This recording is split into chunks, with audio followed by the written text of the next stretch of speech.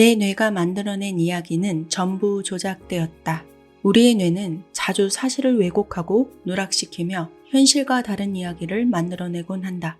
이게 대체 무슨 말일까요? 영혼까지 자극하는 터칭 소울, 저는 디나입니다. 우리는 우리가 가진 목표를 성취하기 위해서 삶에서 만나는 많은 사람들과 잘 어울려야 하고 끊임없는 환경 변화를 잘 타개해 나갈 수 있어야 합니다. 그러기 위해서 꼭 필요한 것이 우리의 두뇌입니다. 내 안의 한계를 넘어서는 인생 전략, 초마인드. 아이가 태어나서 건강하고 정상적인 발달이 진행되는 동안에 인간관계와 환경 변화라는 역동적인 세계에서 성공적으로 살아남고 적응하는 방법을 배워나가게 됩니다. 이때 배운 것들은 수많은 신경 통로와 패턴을 통해서 뇌 안에 저장되게 되는데요. 그런데 우리가 겪는 경험이라는 것은 긍정적이기도 하지만 부정적이기도 합니다. 우리가 겪은 트라우마는 건전한 신경 패턴을 방해하고 유해한 패턴을 지속적으로 만들어냅니다. 이 유해한 패턴 때문에 아이들은 비생산적인 해결 전략과 행동을 익히게 되는 것입니다. 심하게 되면 평범한 삶을 누릴 수 없을 지경에까지 이르게 되죠. 뜨거운 오븐에 팔이 된 경험이 있다면 그 기억을 상기하는 것만으로도 마치 그 순간을 지금 다시 체험하고 있는 것처럼 생생하게 느껴지게 됩니다. 머리 양쪽에 있는 해마가 상호작용하면서 최초 경험을 통해 만들어진 신경 패턴을 뇌가 재조합하고 그대로 기억할 수 있도록 하기 때문입니다. 사실 우리의 기억은 대부분이 진실이 아닙니다. 경험의 기억은 매우 주관적입니다. 하지만 우리가 그 기억을 반복해서 생각할수록 점점 더 객관적으로 느껴지게 됩니다. 주관적인 것에 불과했던 기억이 반복 생각으로 실제와는 다르게 객관적인 사실로 자리매김하게 된다는 말입니다. 뇌에는 시냅스를 연결하고 그 사이를 흐르는 뉴런이라 부르는 신경세포로 이루어진 거대한 연결망이 존재합니다. 이 망의 신경 연결고리 하나하나가 우리가 생각하는 방식을 결정하고 결국 우리가 생각하는 방식 그 자체가 되는 것입니다. 이 연결고리들이 과거의 기억과 미래의 예측을 만들어내게 되는데요. 이런 기억과 예측이 바로 뇌가 만들어내는 이야기입니다.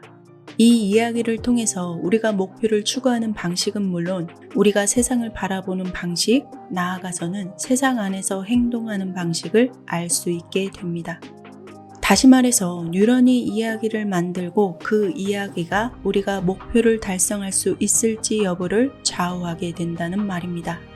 우리가 얼마나 훌륭한 이야기를 만들어내느냐에 목표 달성의 성패가 갈라지겠죠. 우리의 뇌는 계속해서 이야기를 하고 또 그 이야기를 통해서 행동에 옮겨지게 되도록 설계되어 있습니다.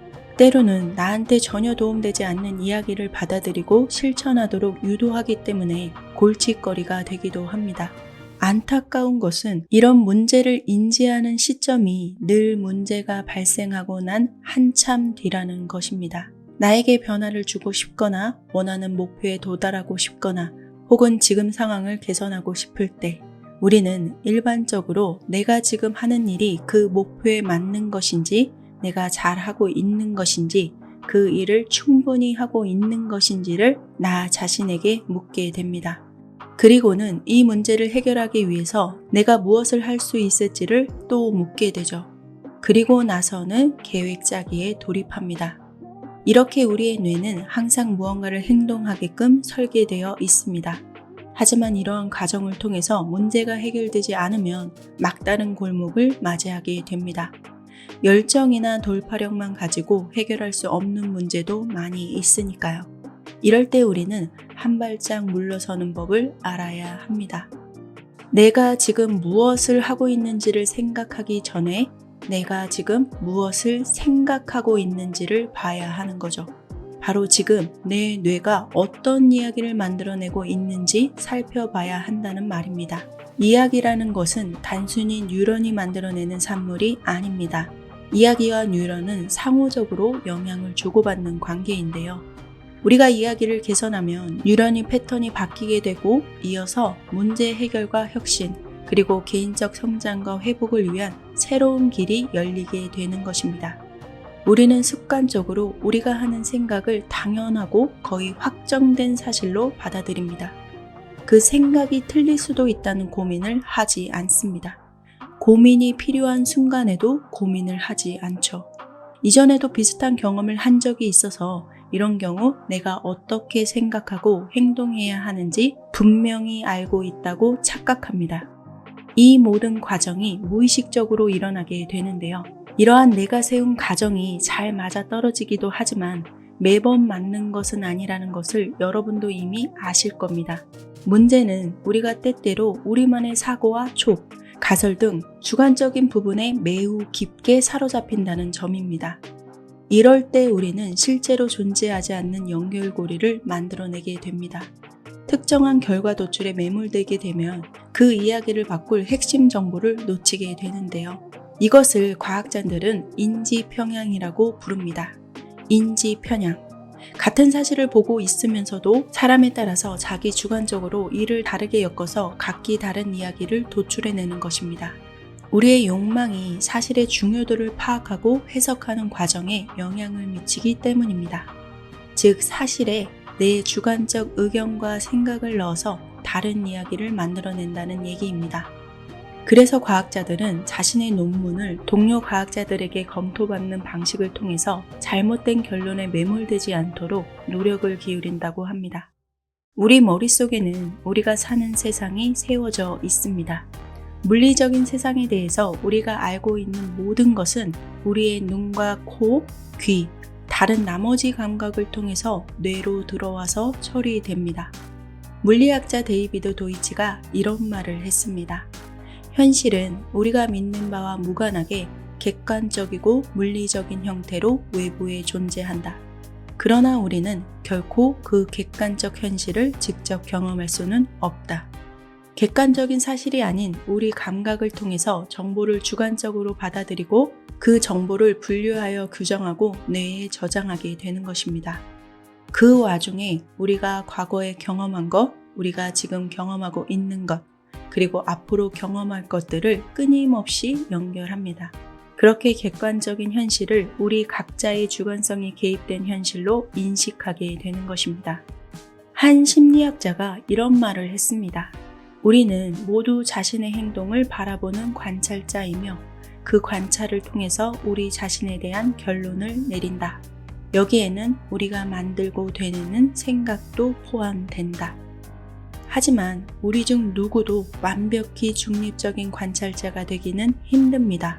그렇기 때문에 우리의 사적인 의견이 들어가지 않는 객관적 사실이자 관찰이 가능하며 확실히 실제하는 것들을 찾는 노력이 계속 필요하다는 말입니다.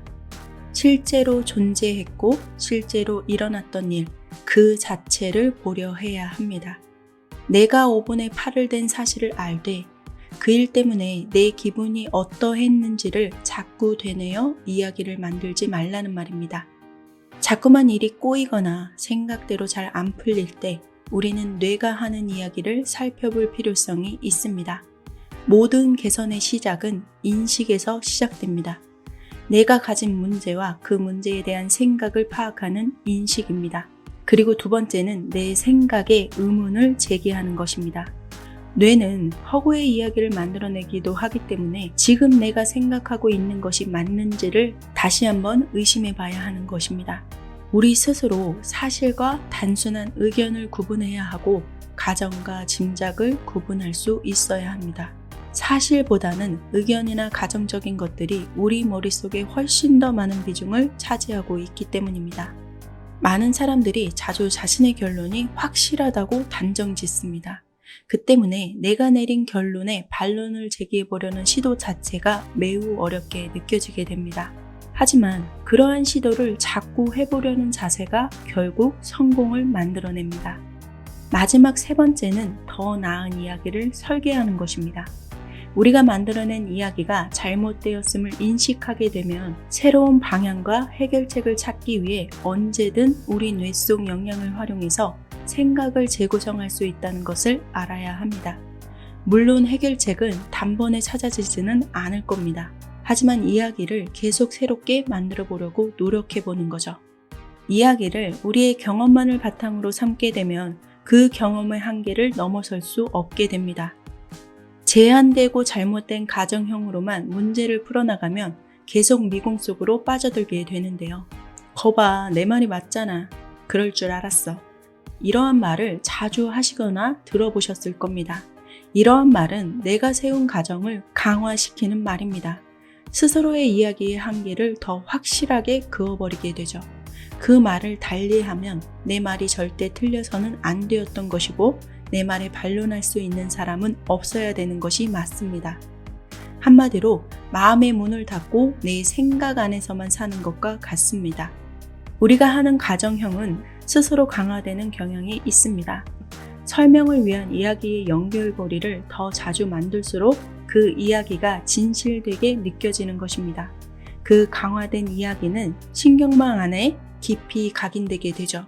이렇게 되면 내 생각은 꽤 믿을만하다는 생각이 강해지게 되고 그 생각이 우리를 잘못된 방향으로 이끈다는 사실을 직감하지 못하도록 방해하는 원인이 되는 것입니다. 우리가 지금 경험하고 있고 이전에 경험했던 것이 내가 살면서 경험할 모든 것이 되어서는 안 됩니다. 그 경험만으로 내 생각의 한계를 긋고 그것으로만 판단하려고 하지 말아야 한다는 말입니다. 우리가 기억하는 경험은 내 주관성에 의해 오염된 채 기억되고 있습니다. 내가 오븐에 데웠다는 것만으로도 오븐은 아무 잘못도 없이 위험한 기계로 전락해버리는 게 이와 같습니다. 내 트라우마 때문에 경험이 사실을 벗어나서 주관성으로 오염되었다는 말입니다. 이 때문에 앞으로 내가 겪을 수 있는 경험을 막아버리는 벽을 세워서는 안 됩니다. 내가 한 추측이 현실의 벽에 부딪혀서 시험당할 때 그때야 우리는 배우고 성장하게 됩니다. 그러고 나면 현실에 대한 좀 더 명확한 그림을 얻게 되는 거죠. 그렇게 더 나은 이야기를 만드는 법을 알게 되면 예전에는 상상만 했던 결과를 실제로 만들어낼 수 있게 됩니다. 다양한 이야기를 상상할 수 있는 능력이 우리의 경험의 범주를 정한다고 볼 수 있습니다. 더 나은 상황을 꿈꾸는 능력이 인간의 진보와 성취 그리고 번영을 이끌어왔죠. 이야기를 다시 재구성하고 다시 상상해 볼 수 있는 능력은 우리가 어떠한 문제에 봉착했을 때 우리의 삶을 개선하고 업무의 생산성을 높여주며 건강을 돌보는 것은 물론 더 나은 배우자나 친구 그리고 부모가 될 수 있도록 해주는 동력이 됩니다. 우리가 스스로 우리 생각을 바꿀 용기를 내지 않는다면 우리에게 힘이 될 수 있는 이야기는 절대로 찾아낼 수 없게 됩니다. 여러분이 가장 두려워하는 것이 무엇인가요? 그 두려움에 맞서는 용기를 낼 때야 비로소 우리의 이야기는 새롭게 쓰여집니다. 내가 현실에 시험당할 때 우리는 성장하게 되고 우리의 이야기는 풍부해집니다. 우리가 할 수 있는 현실의 경험 또한 넓어지게 되는 거죠. 내가 겪었던 경험을 벗어난 열린 마음으로 무엇이든 받아들이고 다양한 이야기를 상상할 수 있는 능력이 바로 우리의 현실에 성공을 가져다 줄 것입니다. 감사합니다.